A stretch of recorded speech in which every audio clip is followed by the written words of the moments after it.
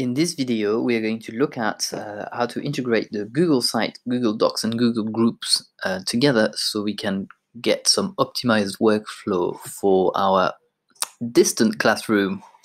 So if you're interested in this, stick around. So last video, we looked at how to embed basically Google Classroom with Google Hangout with then Google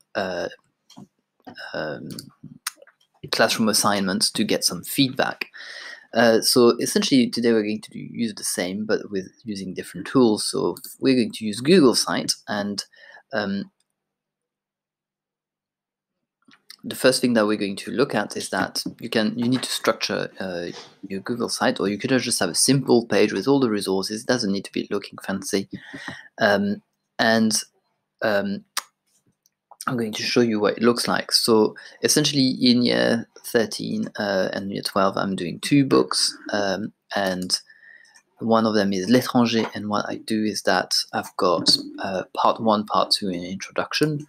There's some media, videos and so on, but each module or each chapter is present on my site, and that's where you're going to say, oh yes, but I don't have that much. But it took me years to build this website. So I started in 2014, so it's more than even 6 years.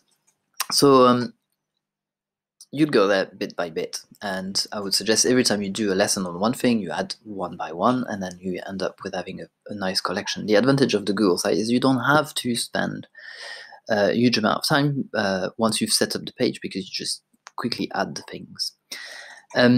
And each task, if you wish, is accessible online, and is something that a list of bullet points of what the students got to do in order to do that. When one of the bullet points says you must post a comment in that section about the following questions that are here. What the students then do is that they click on this link, which brings them to the Google group, and in that Google group that has been set up, you've got 2 categories, one category for L'étranger and one for the Little Prince that we are studying. And if I look in introduction task there, then I can see that the students have answered the following question following my guidelines. What is the advantage of this? The advantage of this is that student can write, and also they can respond to each other. So here you could see that the student made a comment, and I made a comment as well, quoting the previous comment. Why is that useful to you? And I think what are the real strengths about the Google site with the Google Groups is that you can really have some dedicated tasks, but those things in the Google Group you can keep from one year to the next, meaning that you could have students from year to year responding to each other. Also, you could have year 12 helping year 13, or year 13 helping year 12, rather. So if that's something that is of interest to you, then it is a little bit clunky to use. So if it's of interest to you, you can look into it. It's typically an online forum, and you can set up for no one else to have access to this. So that's kind of a really nice thing to have.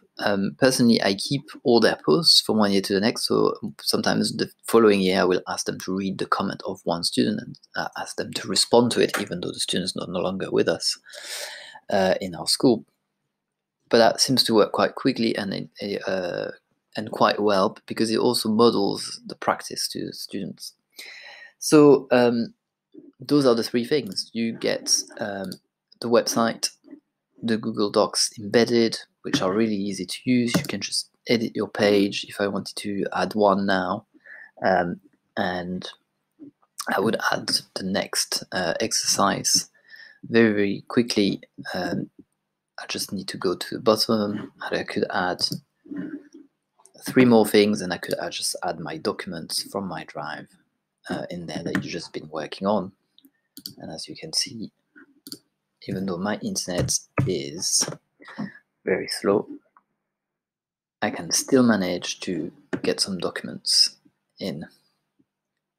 Not the document that I wanted though. So there you go, and then I can just insert that, and I've got my thing done. I haven't typed anything, it's all there. And of course you can use Google Docs to embed the resources you already have, because it also works with any documents that are in the doc format, but also in the Word format as well.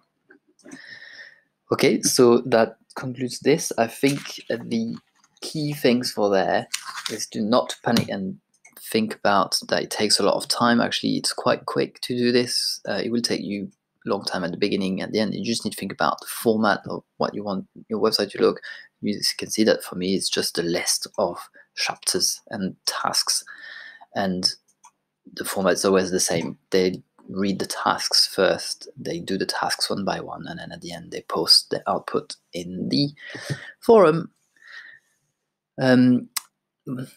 Some may have the questions about why do I not use the Google Hangout to do this, and I do use it actually, but just to get the students to talk about the issues they encounter, not posting their outputs. The Google Hangout is chat, and therefore you cannot search by themes or categorize posts and topics, and also you've got to scroll all the way to one place to the next to use that. So that's what I would do. I would use the forum if it's something that is of interest to you, and if you want to keep the students' contribution from one year to the next. Hope you find it useful. Let me know what you think about those. Bye.